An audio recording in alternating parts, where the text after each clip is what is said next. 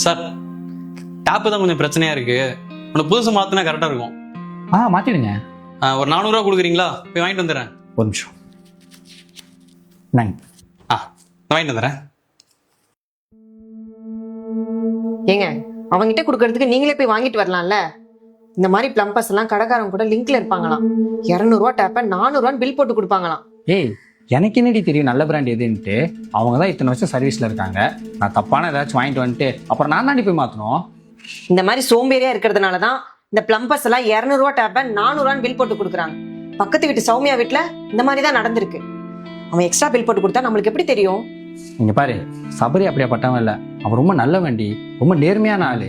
இந்த காலத்துல நேர்மையான ஆளெல்லாம் எங்கெங்க பார்க்க முடியுது? உங்களுக்குலாம் நான் சொன்னா தெரியாது, பட்டாதான் புரியும்.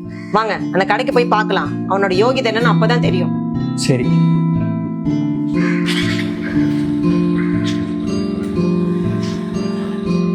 அண்ணா இல்லைங்கண்ணா. என்னண்ணா பின்னப்பா அந்த டேப் 250 ரூபா தான். நீ பாட்டு ஏதோ ஒரு ரேட்டு சொல்லிட்டு இருக்கா. போன வரலாம் சக்தி ஹார்ட்வேர்ஸ்ல வாங்கினேன். கரெக்டான ரேட்டு சொல்லினா சொல்லு. எல்லாம் டேப் வேணாம், ஒண்ணு வேணாம். அண்ணா ரேட்லாம் ஏறி போச்சுண்ணே. தம்பி அவனு நேத்திக்கு நீங்க ஒன்றும் பிளம்பரா இல்ல, 5 வருஷமா பிளம்பர் வேலை தான் பாத்துட்டு இருக்கேன். இங்க பாரு, கடைசியா 220 ரூபா சொல்லு, வாங்கிக்கிறேன். இல்லைன்னா வேணாம். என்னன்னா புரிஞ்சிக்க மாட்டேங்கிறீங்க.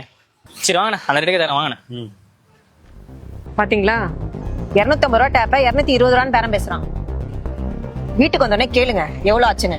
350 ரூபான்னு சொல்லுவான், 130 ரூபா அடிச்சிருவான். இந்த பிளம்பர்ஸுங்களே இப்படிதான், ஒல்லி அடிக்கிறதுல குறியா எடுப்பாங்க. சரி வாங்க போலாம். சார் டேப் வாங்கி சார். எவ்வளோ ஆச்சு?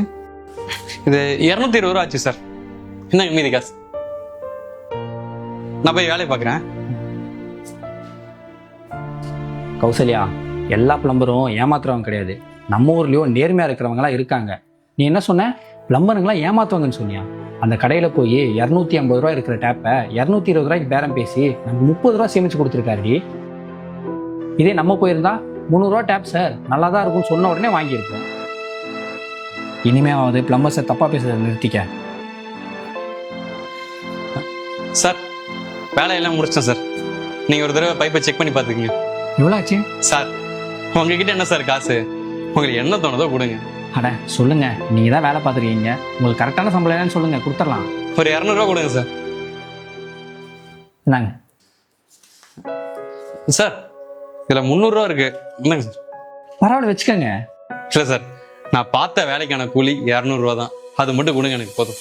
இந்தாங்க. அப்புறம் ஒன்று சொன்னா தப்பா எடுத்துக்க மாட்டீங்களே, பிளம்பர் வேலை பார்க்குறவங்க எல்லாம் ஏமாத்துறவங்க கிடையாது. எங்க இல்ல ஒரு சில பேர் அப்படி இருக்காங்க, நான் இல்லைன்னு சொல்லலை. ஆனா அதுக்காக எல்லாரையும் தப்பா பார்க்காதீங்கன்னு தான் சொல்றோம். நாங்க வேலை செய்யறோம், அதுக்கு நீங்க காசு கொடுக்குறீங்க. அதுக்காக நாங்க வேலை செய்யும் போது நீங்க நின்று பார்த்துட்டு இருக்கிறது ஏதோ திருடனை பாக்குற மாதிரி இருக்கு. இனிமேல் அதை மட்டும் கொஞ்சம் பண்ணாம இருங்களேன். ஐயோ அண்ணா, அப்பெல்லாம் நினைக்கலண்ணா. நீங்க அப்படி நினைக்கலன்னா எனக்கு சந்தோஷம் தான் மேடம். அதுவும் இல்லாம எங்களுக்கு இதெல்லாம் பழகிடுச்சு. சரி மேடம். சார் வேற ஏதாச்சும் வேலை இருந்தா சொல்லுங்க, வரேன். வரேன் மேடம்.